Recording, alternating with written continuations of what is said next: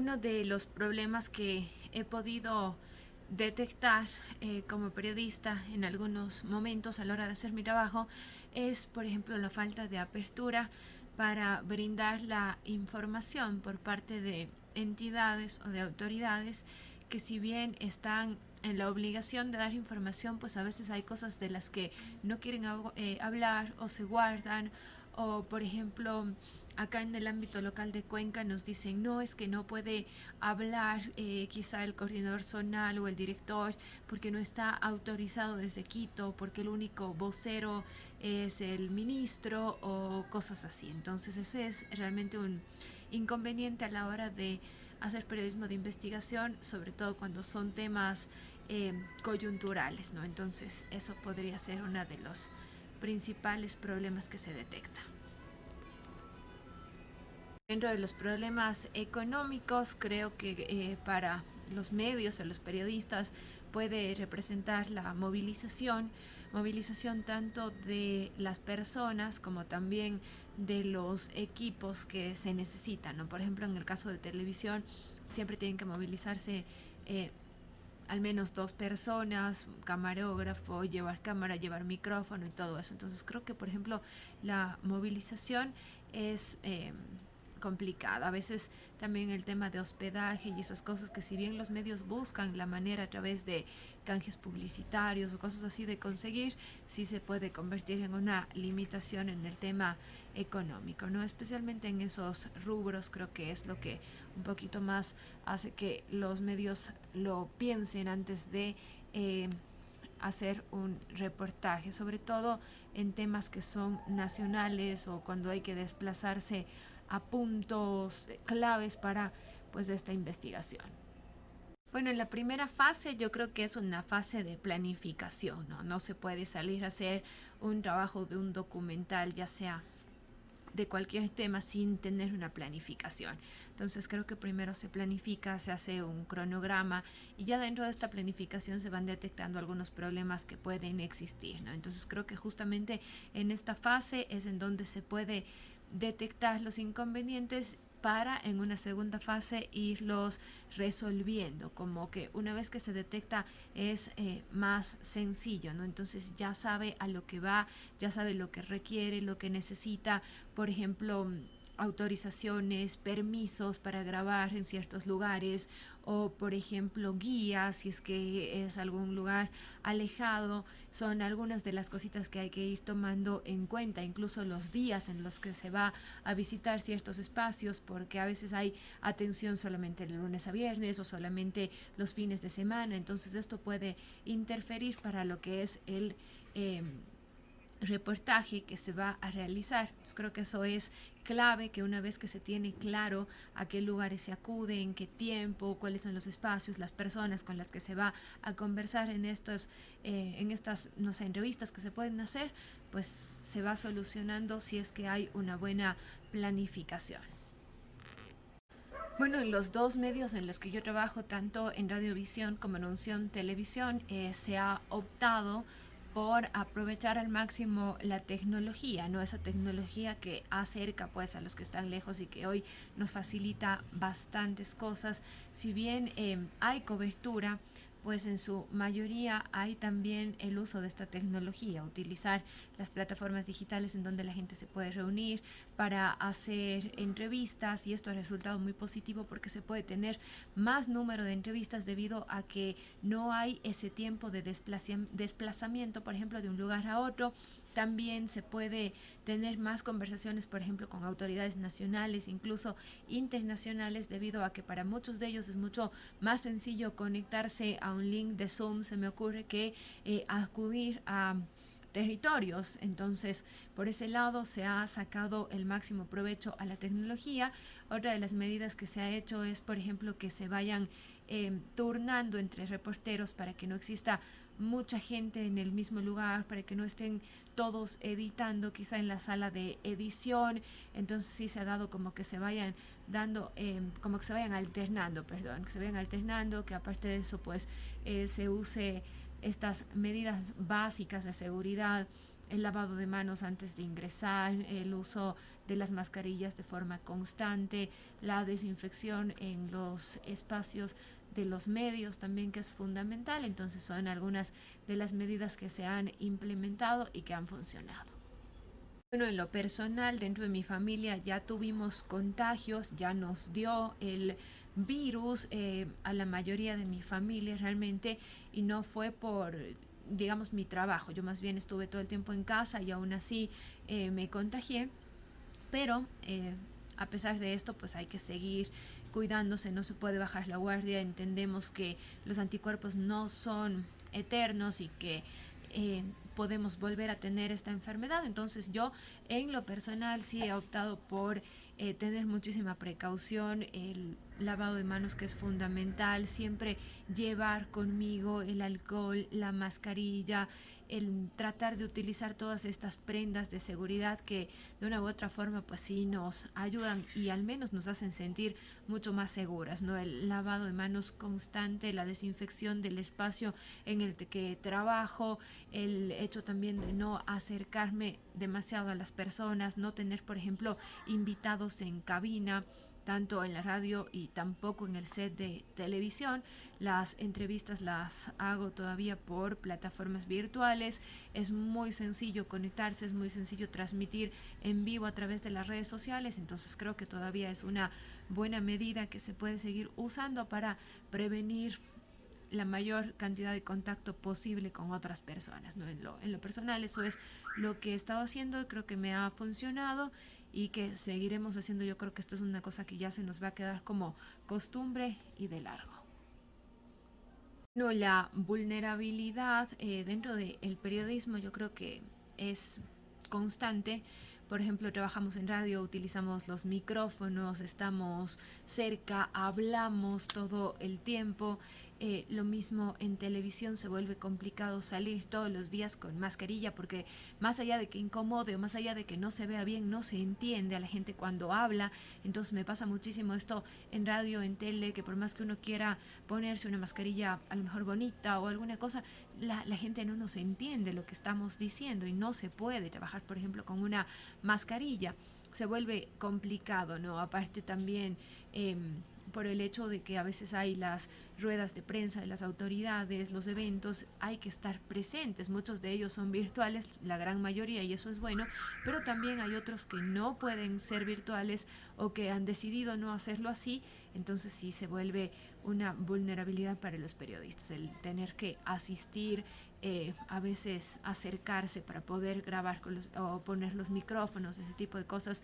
Sí se puede tener una vulnerabilidad, ¿no? Y aparte también ya las vulnerabilidades propias que pueden darse entre las personas, quizá enfermedades crónicas que se tenga o el factor edad también. En muchos de los casos hay periodistas, hay camarógrafos, hay fotógrafos que ya tienen sus años y que realmente los medios prefieren a ellos cuidarlos, como que todavía tenerlos lejos en algunos casos. En otros no les ha quedado más que trabajar. Ha habido gente dentro de los medios que sí se ha contagiado y que gracias a Dios se han puesto bien. Ha habido otros que lamentablemente incluso han fallecido. Acá en Cuenca se dio el caso de un periodista muy reconocido de una radio con una sintonía alta que daba justamente noticias, un espacio de comunidad, y él falleció y fue documentando varios de estos días, incluso ya internado en el hospital, por lo menos los días en los que podía, documentaba esto, y era una realidad bastante triste, no una realidad a la que se enfrentan los medios de comunicación hoy en día, porque la posibilidad de contagio sí puede resultar fácil dentro de un medio de comunicación.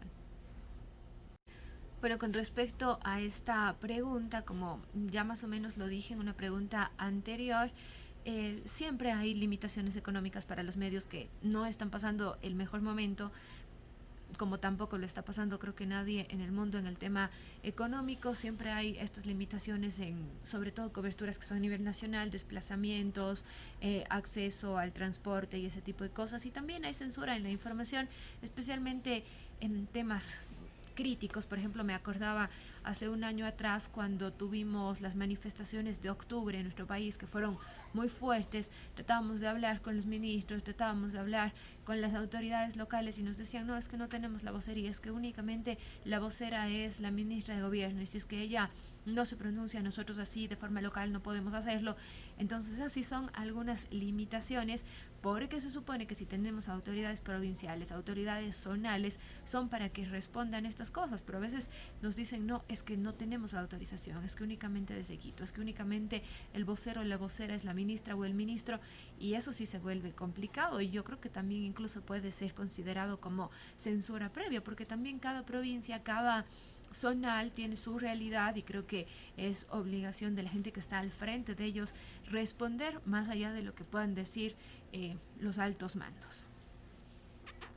Yo creo que siempre hay algún tipo de limitación, sobre todo cuando son temas álgidos, ¿no? Pero de pronto sí un poco más ahora de lo que podía ser antes. Pero bueno, también creo que depende de cada periodista, ¿no? El hecho de tomar la oportunidad. A veces han habido entrevistas en las que sí, como periodistas nos dicen, ¿sabe qué? No, no vamos a hablar de este tema, podemos hablar de todo lo demás, pero no de esto.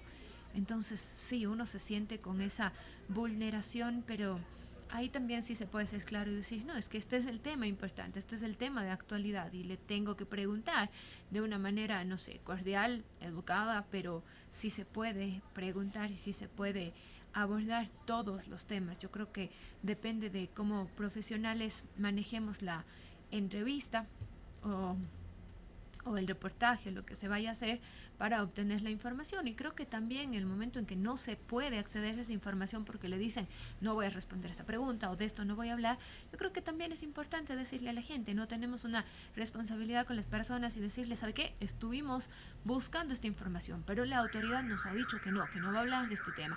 Y no simplemente no decir nada y no abordar el tema, porque de ahí la gente es como que dice, usted no está cumpliendo su labor como periodista, o lo piensa si no lo dice. Entonces yo creo que incluso eso, el hecho de sentirnos censurados se debe dar a conocer. Bueno, más allá de estrategias, yo creo que es importante el hecho de siempre estar actualizado, de conocer los temas de los que se va a informar o de los que se va a hablar. También creo que es fundamental manejarse con respeto. Creo que también es importante saber lo que la gente dice, lo que la gente quiere escuchar, lo que la gente quiere conocer o lo que necesita que se le informe. Creo que también el poder contrarrestar la información es importante porque siempre hay dos lados de la misma noticia o de la misma denuncia. Entonces también eso sí se debe tomar en cuenta para poder dar una información clara, ¿no? El hecho de no parcializarse o quizá dejarse llevar por sensacionalismos, por sentimientos del momento, es importantísimo. El quizá no dar juicios de valor, sino preguntar, realmente informar, más allá de lo que uno como periodista pueda opinar. Siempre va a haber una postura, una creencia, algo que el periodista sienta con una o con otra noticia o que piense o que crea, pero creo que ahí lo importante es saber discernir de lo que realmente es informar y de lo que es sentir que estoy pues incluyéndome, ¿no? Dentro de esta noticia. Ya los segmentos de opinión son otra cosa, donde también la gente como periodistas pueden dar su opinión, su criterio, pero creo que eso sería lo más importante. Bueno, esta es una muy buena pregunta y más en estos tiempos. Creo que es fundamental ver, leer, escuchar noticias de fuentes que sean certeras, de fuentes que sean oficiales. Y no me refiero solamente con esto a que lo que es lo que dice el gobierno es lo cierto, no, para nada. Pero sí, por ejemplo, los medios de televisión, las radios ya saben cómo manejar la información de una forma correcta. Lo que publicamos o lo que decimos está contrarrestado, está investigado y cosa que difiere mucho de lo que a veces pasa con redes sociales, ¿no? Cosas que se hacen virales y que resulta que no tienen ninguna fuente, que nadie las ha investigado, que simplemente se publicaron y además que se han acompañado de una buena foto, de un buen video, que hasta parece cierto lo que están diciendo y resulta que son noticias falsas. Entonces, en ese sentido, como periodistas, creo que sí tenemos la obligación, antes de postear algo en nuestras redes sociales o de difundirlo en nuestros medios, de verificar que lo que se está diciendo sea cierto y de verificar las fuentes. Y creo que hoy en día con la tecnología incluso es muchísimo más fácil de lo que era antes, ¿no? Pero es importante que antes de dar cualquier noticia acudamos a las fuentes, como lo decía antes, a los 2 lados, a los 3 lados que pueda tener una noticia. Y ahí sí difundirla, no pensar que tampoco solamente lo que el oficialismo dice o lo que las autoridades dicen es todo cierto, pero sí poder ir contrarrestando esa información antes de difundirla o de viralizarla. Sí, como medios nos hemos capacitado y también como periodistas en temas de salud, al menos al principio de esta pandemia había muchos temas y todos eran virtuales, entonces era bastante fácil acceder a informarse un poco más acerca de este virus, de las posibilidades de contagio, de las posibilidades de prevención, incluso pues las mismas coordinaciones de salud de ECO 911 lo estuvieron haciendo al principio y sí se pudo acudir. ¿No? Creo que es importantísimo saber algunas cosas claves sobre esta enfermedad y sobre la salud que yo creo que nos tranquilizan, nos hacen actuar sabiendo las cosas, nos quitan ese temor tan grande que sobre todo había al inicio, ¿no? Entonces sí, hay que capacitarse y acá sí lo hemos hecho. Sí se han reportado contagios, especialmente, bueno, en la radio en la que yo trabajo, yo estuve contagiada, también tuve un compañero que se contagió, pero no ha sido como que el contagio en la radio, han sido casos aislados. Si una persona se ha contagiado, no ha contagiado a más personas de la radio. A mí, por ejemplo, me pasó en el tiempo de aislamiento, entonces no estaba acudiendo a la radio para nada. También un compañero se contagió, pero al primer síntoma dijo, no puedo ir porque tengo este síntoma que es que me duele la cabeza y él pasó su aislamiento, su cuarentena, afortunadamente tuvo una carga viral bajita, se recuperó y ya está bien. Entonces hemos creo que tomado las medidas de distanciamiento, el uso de la mascarilla, la desinfección de forma correcta en la radio porque pues si bien ha habido un par de casos, estos no han contagiado al resto de compañeros. Bueno, no se han presentado renuncias. En la radio donde yo trabajo no está el equipo completo, el equipo que estaba antes de la pandemia. Incluso han llegado nuevas personas, por ejemplo, en los espacios deportivos, ahora que ya se volvieron a transmitir algunos partidos, ahora que se jugaron eliminatorias también. Entonces llegaron nuevas personas. No es que hubieron renuncias por casos de COVID o renuncias por de pronto temas de clases virtuales que he escuchado que en otros lugares se ha dado, pero acá no han habido este tipo de renuncias, al menos en los medios en los que yo trabajo o en los espacios en los que yo trabajo.